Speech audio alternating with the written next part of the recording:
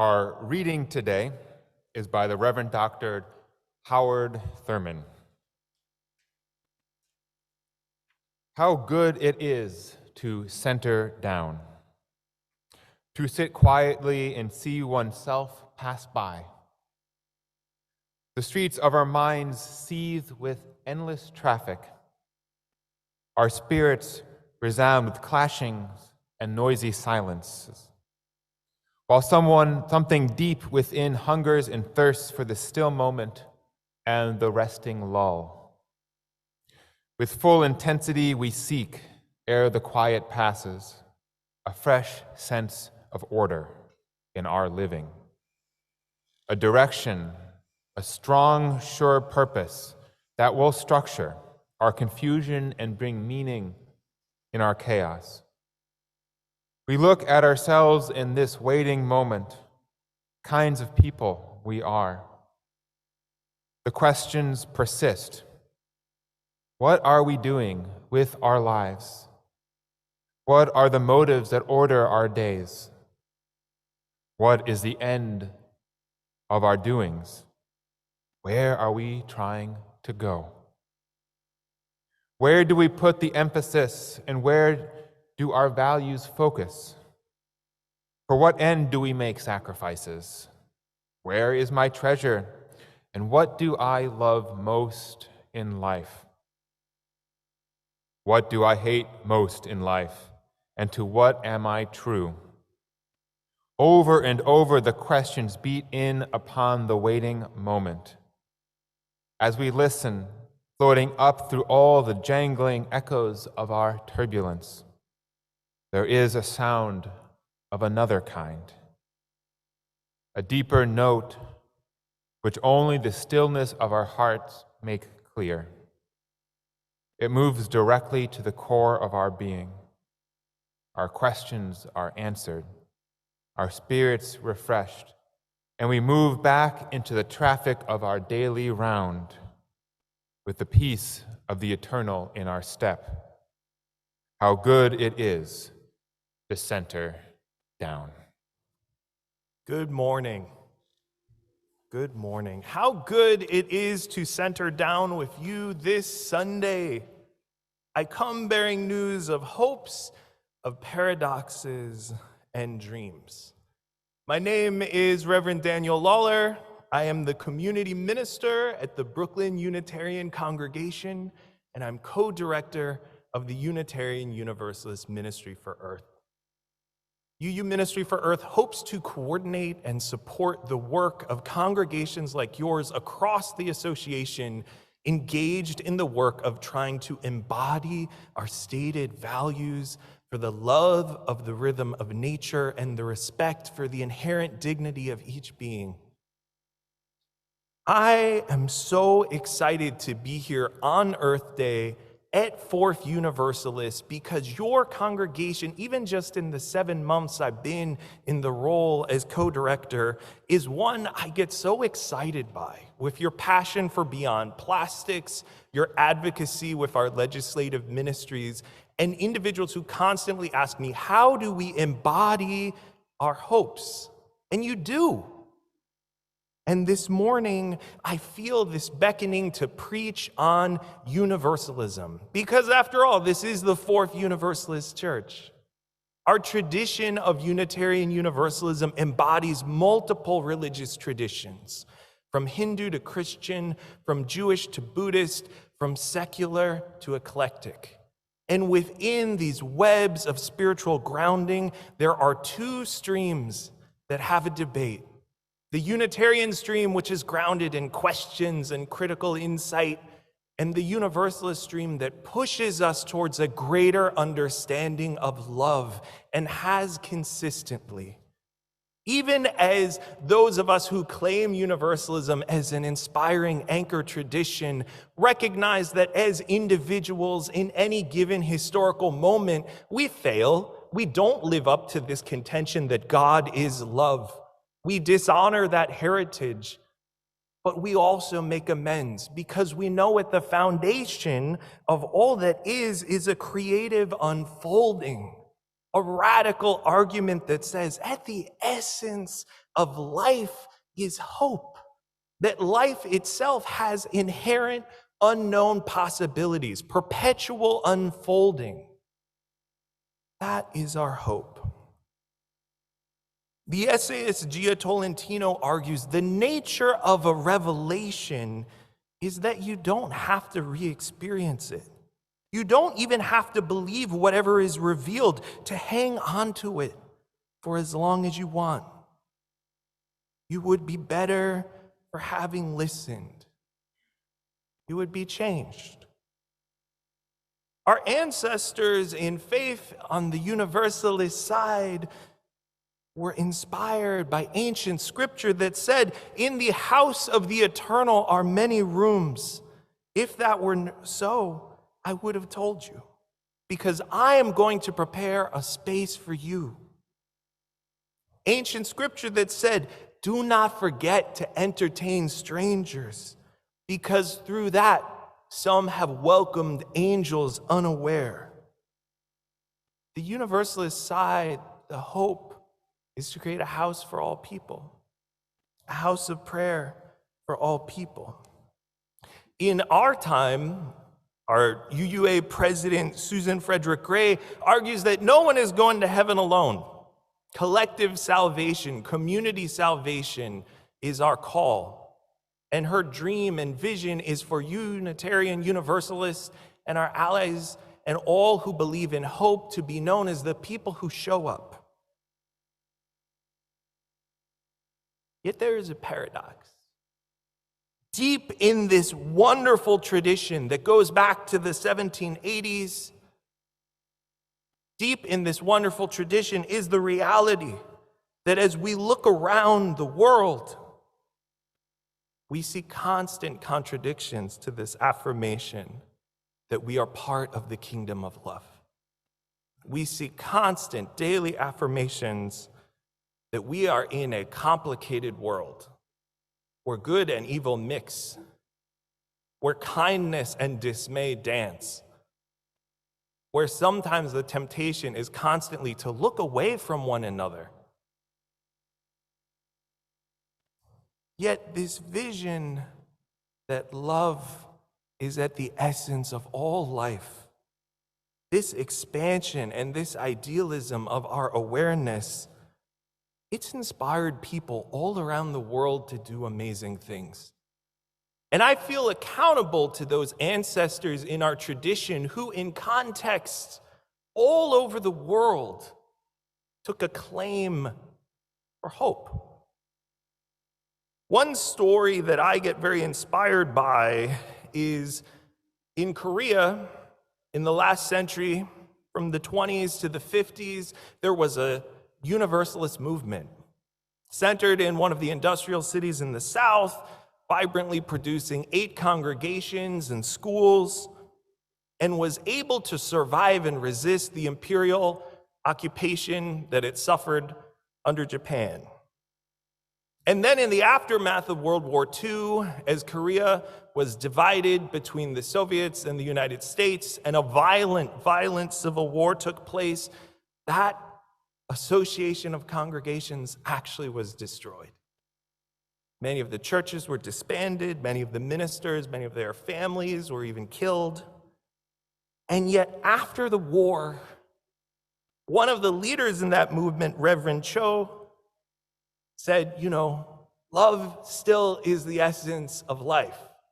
And maybe we won't have a church building to embody this conviction, but I believe in education, and I believe in children. And he worked with others in that congregation to be involved in the development of schools in South Korea.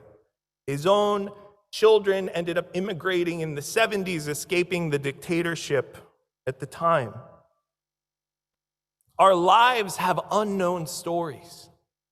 Even in moments of tremendous destruction, there can be an unexpected unfolding towards a new possibility. And on Earth Day in 2022, where we just heard a song about a burning river, the temptation to dismay might be strong.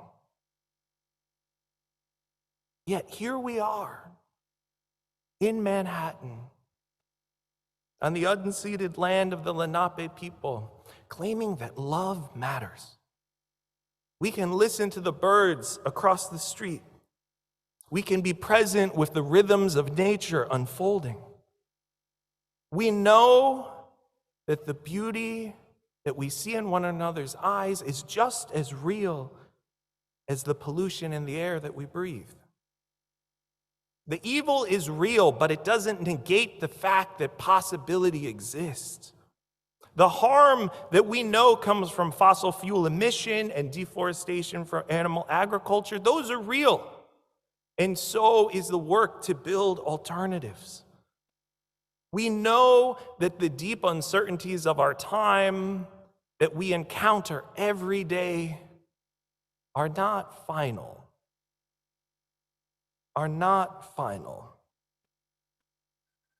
One of the profoundest realities of universalism is this notion of connection, a non-severable connection. Connection can be ignored, connection can be cultivated. But whether we choose to lean into possibility or not, our connections to one another are not actually negotiable. These connections are descriptive fact. You and I are connected. Those in the ambulance right now caring to someone in need are connected. This physical space offers a marker, a moment. Hold fast to possibility and love. One of the hopes I've encountered in climate justice work, in environmental justice work, is from individuals who, even in these depressing times, hold fast to the truth that we can be awake to the moment. Whether on an individual level, from moving to a primarily plant-based diet, to consistent political advocacy and showing up at the local, state, and federal level to write notes, to call Congresspeople, to push, whether through the New York Renews Justice Coalition or New York UU Justice, our legislative ministry, to solidarity and accompaniment, financially, socially, and organizationally with communities at risk from displacement and harm from rising sea levels.